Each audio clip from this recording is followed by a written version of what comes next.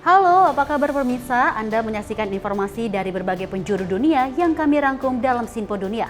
Bersama saya, Dewi Mandi.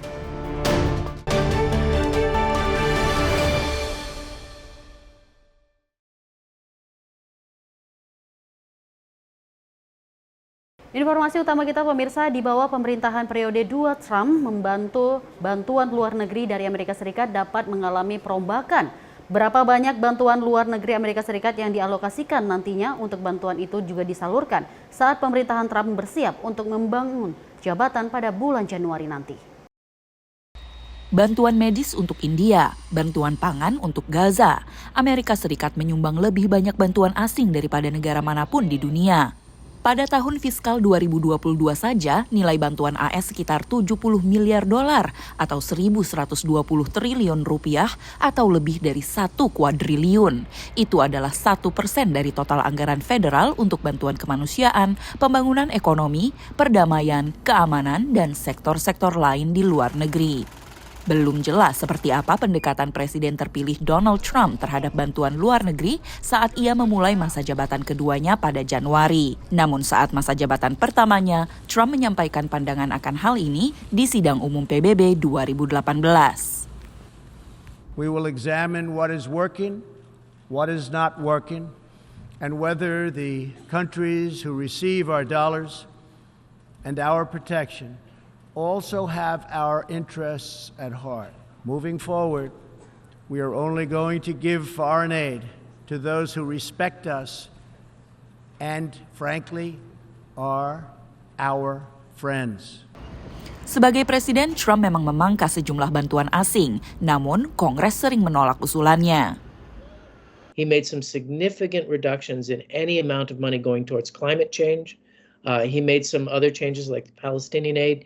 But a lot of the normal aid policy of the United States continued relatively unchanged. Trump membatasi bantuan dana AS terhadap pendidikan dan layanan aborsi pada masa jabatan pertamanya, seperti yang dilakukan pemerintahan sebelumnya di bawah Partai Republik, dan ia diperkirakan akan melakukannya lagi. Under the Biden administration, there have been ways that abortion providers have received funding for things like abortion education. Under the first Trump administration, we did not allow funding to go to NGOs that were promoting abortions. Pilihan Trump untuk Menteri Luar Negeri Marco Rubio mengatakan kepada Kongres pada bulan Februari bahwa apa yang terjadi di seluruh dunia memang penting dan bahwa AS harus peduli. Namun menurut pandangannya, kebijakan America First atau utamakan Amerika dari Trump harus diprioritaskan. On issue after issue, we either have lost all common sense or we are consistently ignoring the needs of everyday hardworking Americans and putting something or someone above them. Pengamat menilai pemerintahan Trump yang baru akan mencermati dengan seksama di mana saja uang pajak AS dibelanjakan. Tujuannya adalah agar AS memperoleh hasil maksimal dari negara-negara yang menerima uang pajak warga AS. Dari Mar-a-Lago, Florida, saya Valdia Baraputri, Rere Wahyudi, dan tim VOA. Sementara itu pemirsa, pergantian tahun sering ditandai keinginan memperbaiki diri dan juga mengurangi kebiasaan buruk. Namun beragam survei menunjukkan kebiasaan baru di awal tahun belum tentu bertahan hingga akhir tahun. Lalu kiat apa saja yang disarankan psikolog untuk memudahkan orang menepati resolusi tahun baru? Berikut informasinya.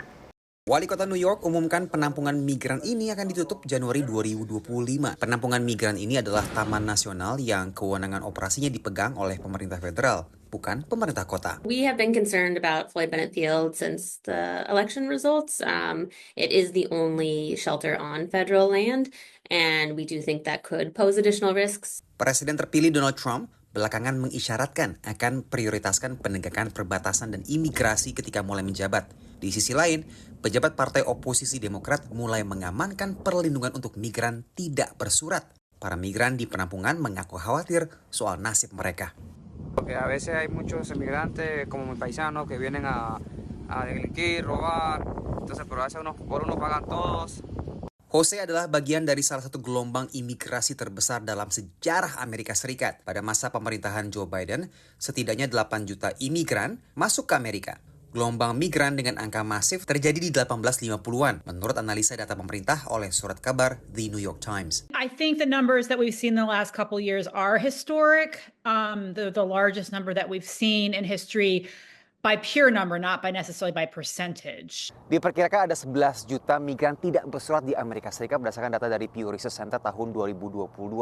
Dan negara bagian New York ini menjadi negara bagian dengan populasi migran tak bersurat ketiga terbesar setelah Florida dan juga Texas berdasarkan data dari tahun 2019 hingga tahun 2022. Baru-baru ini, wali kota New York menemui pimpinan perbatasan AS pilihan Donald Trump untuk menemukan jalan tengah.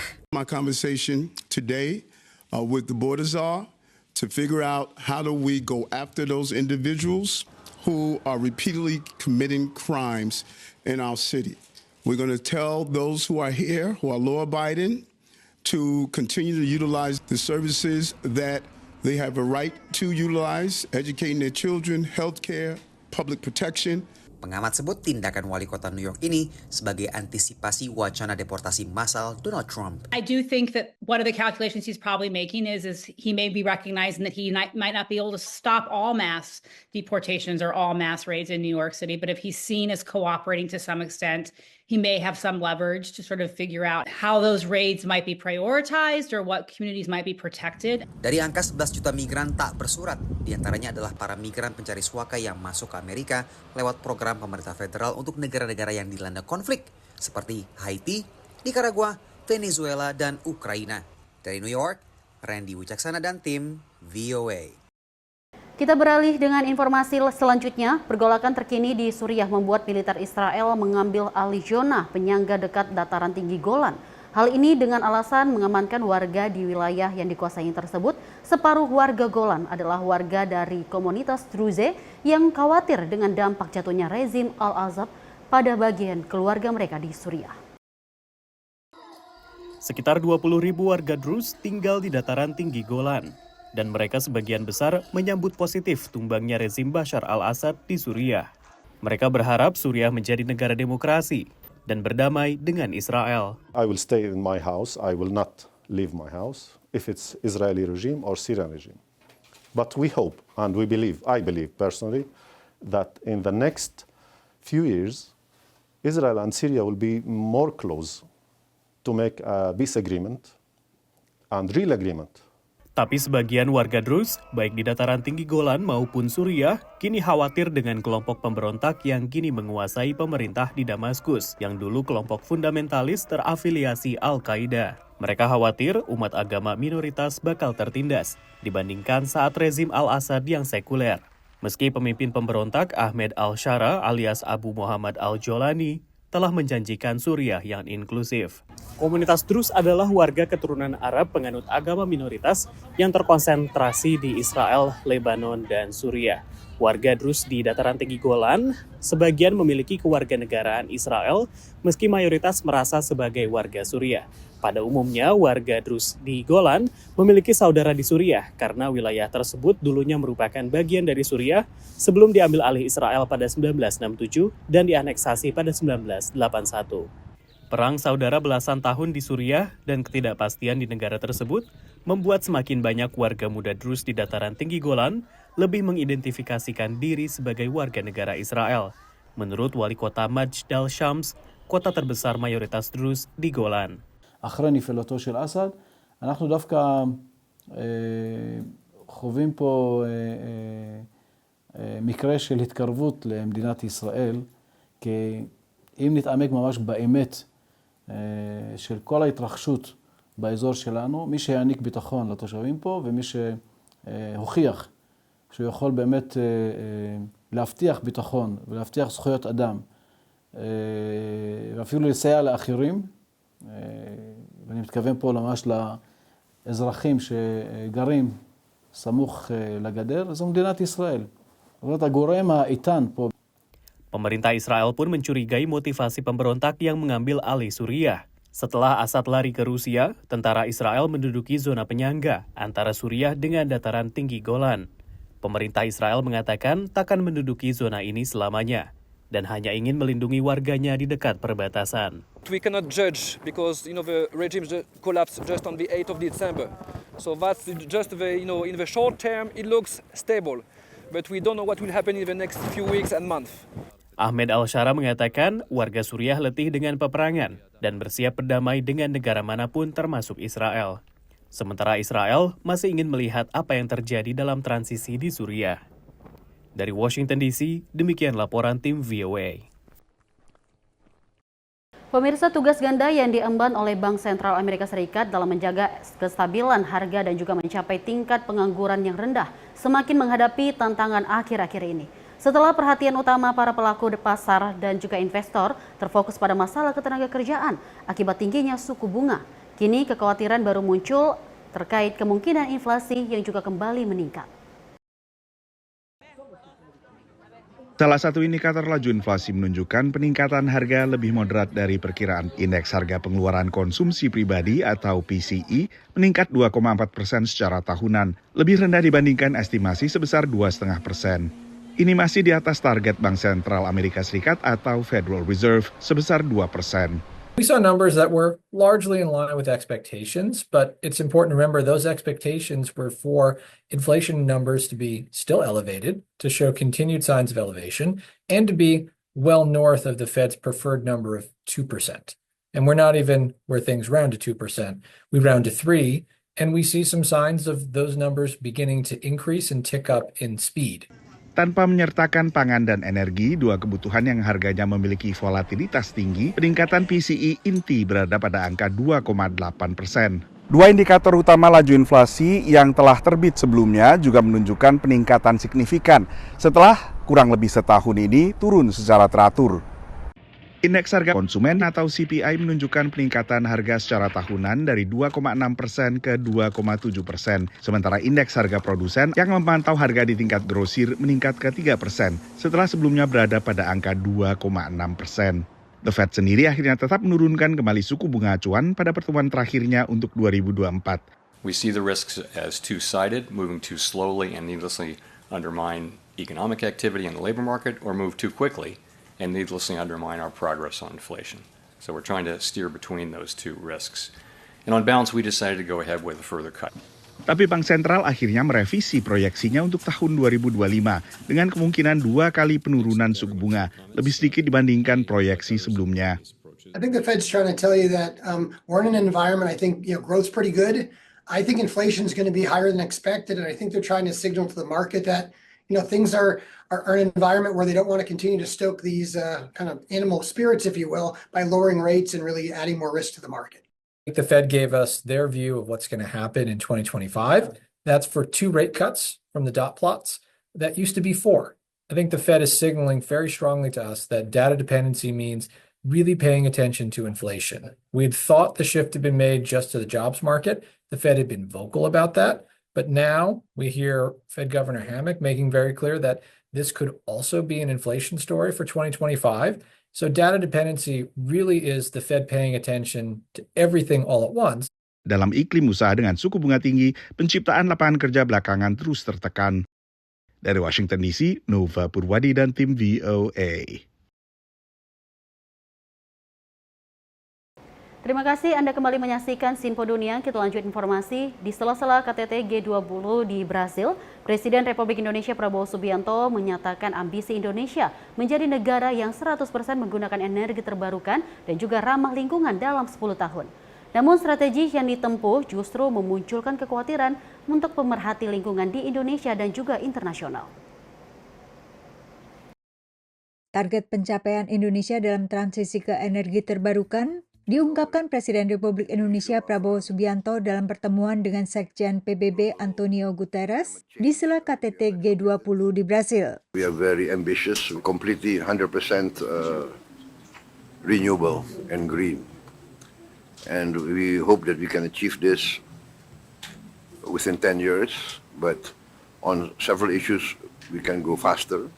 For instance, we have already developed the technology to make diesel oil from plants, palm oil, diesel oil, and we are also now developing to produce benzene, gasoline from palm oil. Meski menghargai ambisi yang dicanangkan pemerintah, aktivis lingkungan mempertanyakan implementasinya.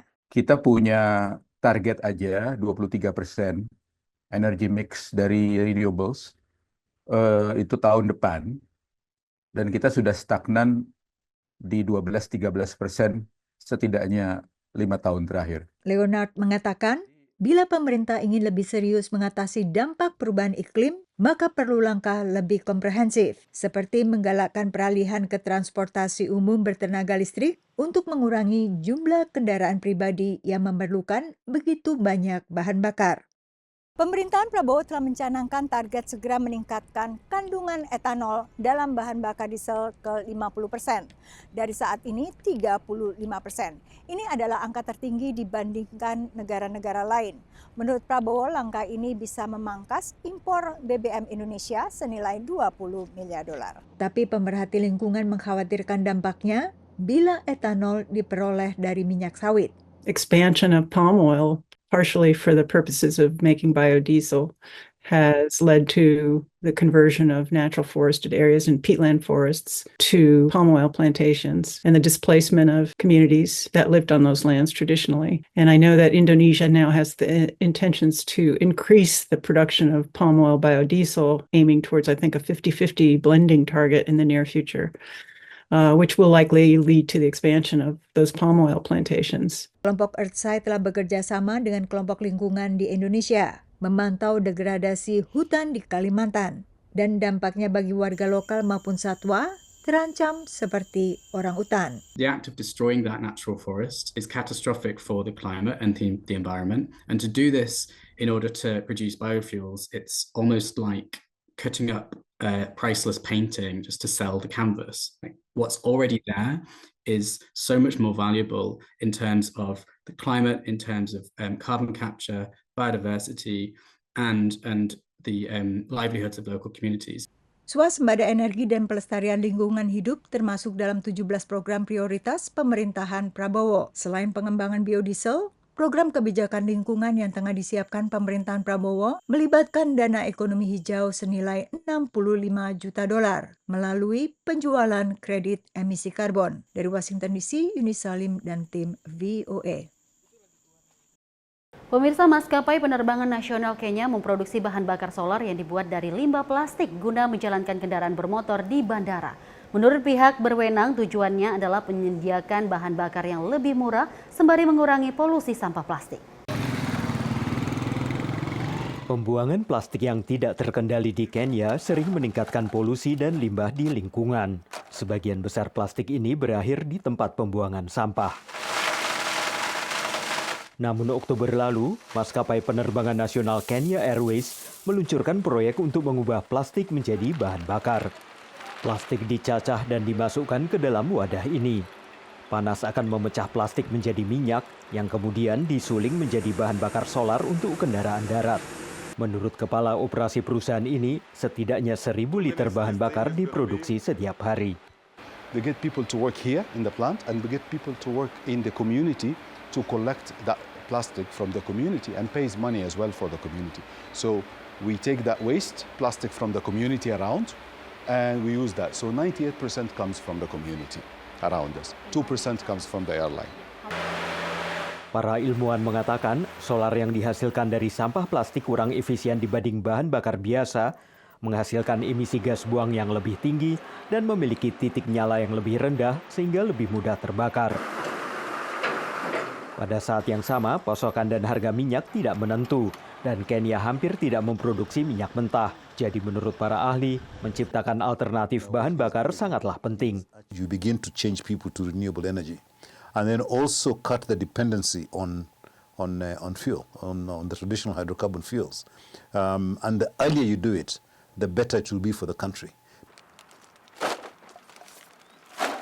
Selain itu, polusi plastik masih menjadi masalah yang signifikan di Kenya, meski ada komitmen nasional belum lama ini untuk meningkatkan daur ulang.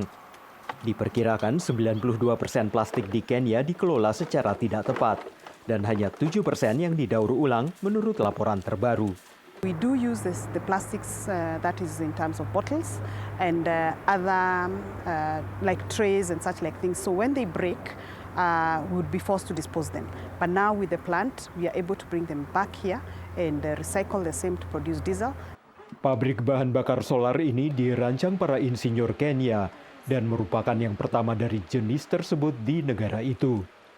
Para pejabat Kenya Airways mengatakan, memproduksi bahan bakar ini secara lokal akan menghemat biaya dan mengurangi limbah plastik. Dari Arlington, Virginia, saya Helmi Yohanes dan tim VOA. Dan pemirsa, di kota New York, membuat rumah dari kue jahe merupakan salah satu tradisi Natal di Amerika. Dan ini merupakan ada seniman yang memamerkan ratusan rumah kue jahe adalah desa kue jahe terbesar di dunia. Berikut informasinya.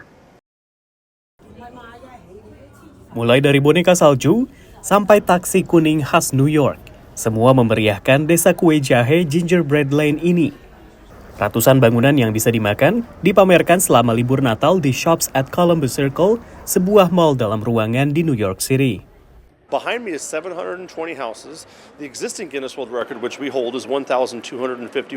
Since this is over our original world record of 157 and nobody's ever broke it, we're still allowed to call ourselves the largest in the world. Seniman dan pencipta Gingerbread Lane, John Lovitch, adalah seorang mantan koki eksekutif. Tahun ini, Lovitch mengambil inspirasi dari jalanan kota New York. Desa ini menampilkan toko bagel, kedai pumpkin spice latte, bahkan stasiun kereta bawah tanah. A lot of the things that you think of when you see New York City, we actually tried to kind of bring into the exhibit a little bit more this year. More lamps, more mailboxes, more street signs. Lovitch mulai mempersiapkan pameran ini hampir setahun yang lalu di bengkel miliknya di ruang bawah tanah rumahnya di New York City. Lewat karyanya, dia berpesan untuk sejenak melupakan masalah. At this point, as you can see while you're here covering this, is the reaction that people have to it. It's very positive. This has a lovely escapist quality. 5, 10, 15 minutes, you tend to forget about your problems, and it definitely young, old, anything in between. People really love it, and you see the reaction on their faces. Just today, just being here, seeing people walk up to it, it just makes you feel good. Gingerbread Lane dipamerkan di New York City hingga tanggal 5 Januari. Ketika pameran selesai, Lovitch akan membagikan rumah-rumah kue jahe secara gratis. Sisanya akan disumbangkan kepada para peternak babi dan sapi di bagian utara New York. Sementara pameran yang lebih sederhana digelar di London, Inggris. Arsitek dan insinyur membangun ulang beberapa struktur terkenal, menggunakan kue jahe, lapisan gula, dan permen. So we've got very structurally sound icing holding the whole thing together, and it's pretty robust, and the gingerbread itself is very structurally sound as well. It doesn't taste very nice, but it stays up for a whole month. So, yeah.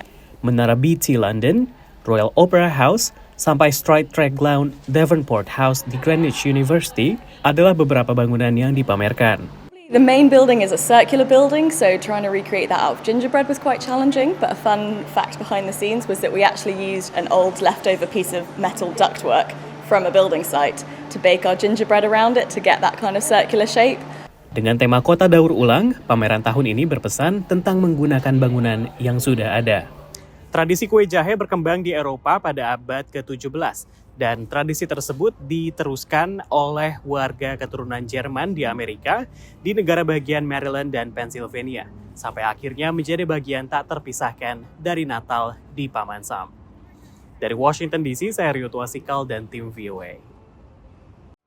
Dan pemirsa, informasi tadi menutup perjumpaan kita dalam Sinpo Dunia kali ini. Saya Dewi Manik dan mewakili seluruh kerabat kerja pamit. Terima kasih atas kebersamaan Anda. Sampai jumpa.